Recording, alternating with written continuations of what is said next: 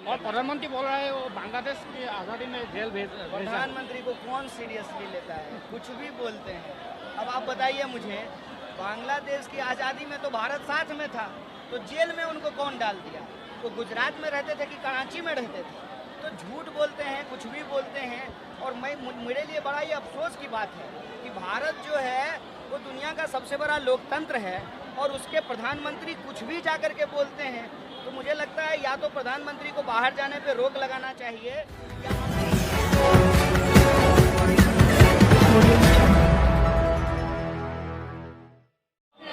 कैसे बोल रहे हैं, मतलब इसका क्या आधार है? लोकतंत्र में सरकार किसका होगा ये तो जनता तय करेगी ना। हर पार्टी कहती है कि सरकार उनका होगा। हम आसाम की जनता से बात कर रहे हैं। पिछली बार भाजपा ने जो वादे किए थे उसके बारे में पूछ रहे हैं। हम पूछते हैं कि पेपर मिल चालू हुआ, लोग कहते हैं नहीं। हम पूछते हैं नया IIT खुला, लोग कहते हैं नहीं। हम पूछते हैं नया एम्स बना, लोग कहते हैं नहीं। हम पूछते हैं बाढ़ की समस्या खत्म हुई, लोग कहते हैं नहीं। तो जब सारे काम नहीं हुए तो फिर सरकार किस आधार पे बनेगी?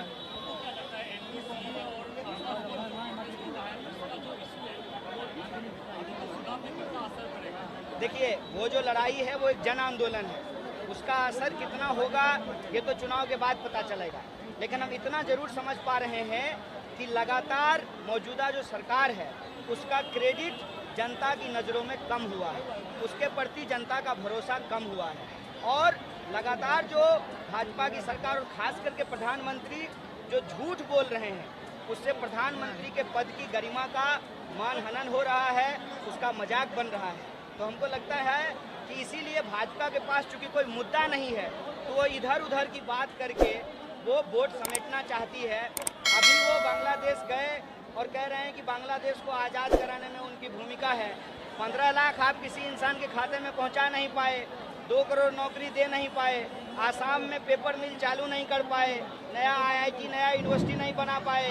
यहाँ पे नया यूनिवर्सिटी को खोलने का वादा तो छोड़िए, जो था वो भी बंद हो गया, उसको भी नहीं चालू करा पाए। तो इनके पास कोई मुद्दा नहीं है, इसीलिए इधर उधर की बात करके जनता का ध्यान भटकाना चाहते हैं। इसीलिए हम आसाम में आकर के कह रहे हैं कि ये लड़ाई सीधे तौर पर देश बचाने वाले और देश बेचने वालों के बीच में है। यह सरकार देश बेचने वाले की सरकार है और जनता देश को बचाने वाली है।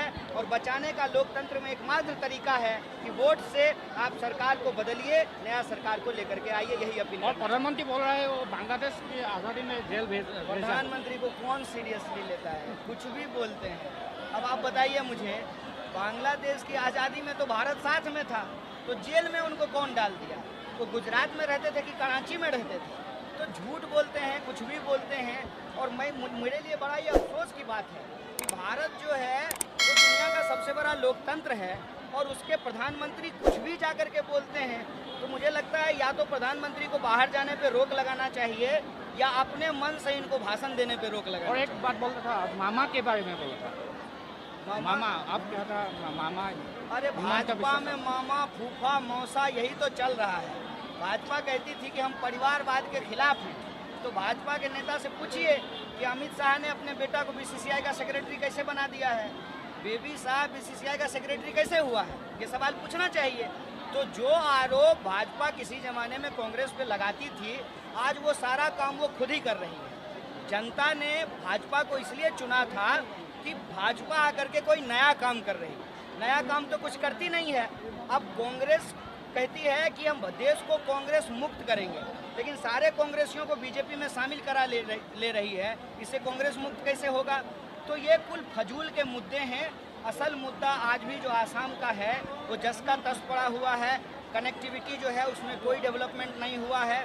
बराक वैली अभी भी अगर इरोजन हो, भूस्खलन हो तो वो 2-3 महीने के लिए पूरे देश से कट जाता है। बाढ़ की समस्या समाप्त नहीं हुई है। मुझे लगता है कि आसाम की जनता को अपने सवाल पे मतदान करना चाहिए। और ये जो इधर उधर की बात है, मामा बोलें कि फूफा बोलें, प्रधानमंत्री बोलें कि गृह मंत्री बोलें, इन सवालों से ऊपर उठ करके आपका जो हकीकत है, महान आसाम की जो जनता का हकीकत है, उनको उस हकीकत को समझना होगा और वो मिल करके अपने मुद्दे पे जब वोट करेंगे तब सही मायने में जय आसाम होगा।